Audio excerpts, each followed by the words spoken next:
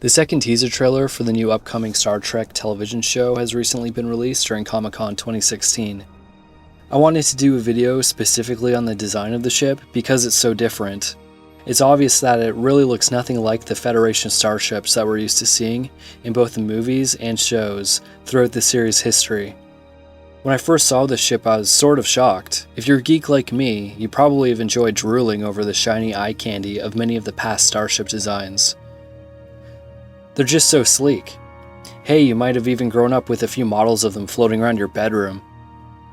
This version is not so much with the shiny or sleek though. When I first saw this trailer a few days ago, I was instantly reminded of the Klingon D7 battlecruiser due to the rigid angles of the latter half of the ship. The back end is very reminiscent of these old Klingon ship designs. I also had this feeling that I've seen this design somewhere before. Being a fan of Ralph McQuarrie's concept artwork on Star Wars, I recalled finding some work by him on a past Star Trek project called Planet of the Titans. Here are a few examples of those older designs. For those of you unfamiliar, this was to be the first movie after the original series ended, but it ultimately wound up being abandoned. Side by side, it's obvious that the design team on the new Trek series are pulling heavily from these older designs, which might also give us clues as to the time period of this piece.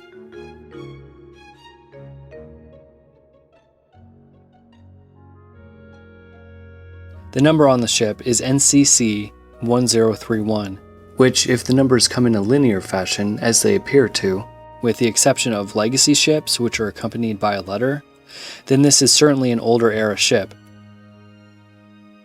It really looks half Federation, half Klingon, which might be a hint that the ship was possibly constructed between the Federation and the Klingon Empire. I'm not intimately familiar with the timeline and lore, but if this speculation is true, then my guess would be that this would have to be probably one of the first true collaborations of its kind after the Treaty of Alliance between the Federation and the Klingon Empire. The lack of detail on the ship in this early teaser aside, the design is certainly a huge departure from the sleek curves of most of the starships from the Federation and are certainly more reminiscent of the hard angles of a battleship. Judging by the score accompanying the trailer, this might be what they're going for. We can see the wide closed docking bay here in the trailer, which also might be a hint as to the type of smaller ships that may need to dock here. What are your thoughts on the new Starship design? Do you love it, hate it, or are you just meh about it? Please let me know down in the comments below. I'd really love to hear your thoughts on it.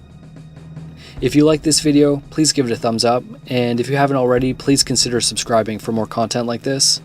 As I'm sure many of you know, a lot of work goes into making these videos, and having an interested viewership is what helps a channel like this grow, and enables me to create more engaging content. And I really do like making videos like this. So I hope to see you around in the next one. Cheers!